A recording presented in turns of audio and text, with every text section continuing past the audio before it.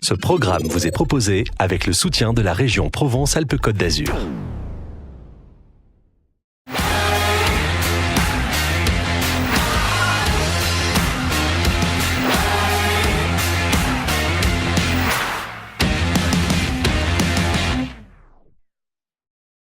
Fabrice Halimi, bonjour. La rentrée, vous êtes le grand spécialiste de l'immobilier et en charge de l'emploi à la Chambre de commerce. Donc en gros, c'est les deux gros dossiers de Marseille, quoi. Oui, c'est des dossiers importants, oui, on peut dire. C'est le moins qu'on puisse dire même.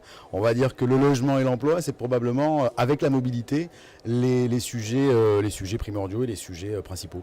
Et donc, qu'est-ce qui change? Qu'est-ce que vous allez faire dans la saison 2017-2018, notamment avec le club? Alors, saison 2017-2018 avec le club, on va poursuivre ce qu'on fait, c'est-à-dire l'animation du territoire, et puis conforter, consolider les passerelles qu'on fait qu'on a fait et qu'on va continuer à animer avec les collectivités pour co-construire la ville, co-construire le territoire dans sa globalité. Ensuite, on ouvre un peu, par exemple, en devenant partenaire du MUSEM. Ça, c'est une grande première, puisque finalement, on dit toujours, les promoteurs sont très éloignés de l'art, de la culture, etc. Moi, je ne le crois pas une seconde. Et bien au contraire, ça fait partie intégrante de la vie. On est d'abord des humains et ensuite, on a une fonction professionnelle. Donc vous avez maintenant des postes d'observation et d'action en tant qu'acteur engagé de la ville, en dehors de votre métier de promoteur. Sur ces quelques mois d'expérience, qu'est-ce qu'il faut faire pour faire vraiment bouger Marseille aujourd'hui? Et peut-être pour faire en sorte aussi que tout le monde travaille ensemble, parce qu'il y a beaucoup de projets qui sont des projets parallèles. Et on a l'impression un peu d'un manque de coordination ou de cohérence. Alors, je partage parfaitement votre point de vue. Ce que je peux vous dire, c'est que quand Jean-Luc Chauvin m'a confié la vice-présidence de la Chambre de commerce en me disant « tu vas t'occuper de l'emploi », j'avoue sincèrement que je me demandais et pourquoi et qu'est-ce que j'avais fait pour mériter ça. Je le dis de manière ironique, bien entendu, et amusante. Et en réalité, à force de creuser, j'ai beaucoup consulté. Il y a énormément d'opérateurs dans l'univers de l'emploi.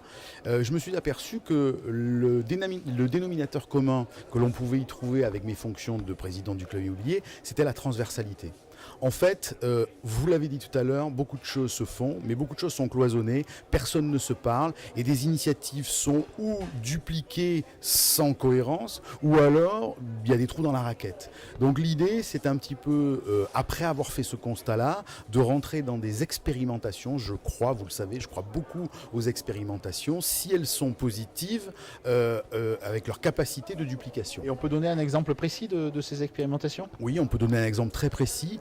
Le mentorat, par exemple, c'est quelque chose qui me semble devoir constituer, devant être vraiment partie intégrante aujourd'hui d'un acteur engagé du territoire ou simplement d'un acteur tout court du territoire. C'est quoi que vous appelez le mentorat? Alors, le mentorat, c'est, si on va le dire avec des mots plus simples, c'est de la bienveillance. Et c'est tendre la main. Quand nos enfants ont besoin d'un coup de pouce pour un stage, ont besoin d'un coup de pouce pour établir un CV, ont besoin d'un coup de pouce quand ils sont plus petits pour apprendre une leçon, on est là.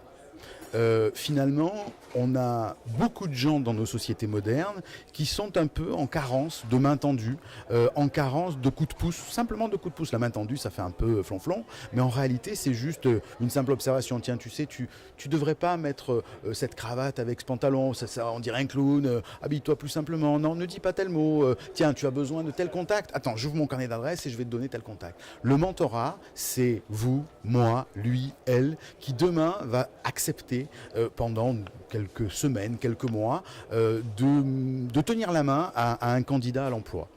Et je préciserai une chose, l'emploi, dans ma conception et de ce que je souhaite en faire à la Chambre de commerce, on va parler de travail. L'emploi, souvent, c'est considéré comme le CDI qui était le Graal absolu. Aujourd'hui, c'est plus le Graal absolu. Il suffit ici, dans les taquets, il suffit de regarder l'accélérateur, il suffit de regarder les étudiants quand ils sont étudiants, diplômés ou moins diplômés, etc.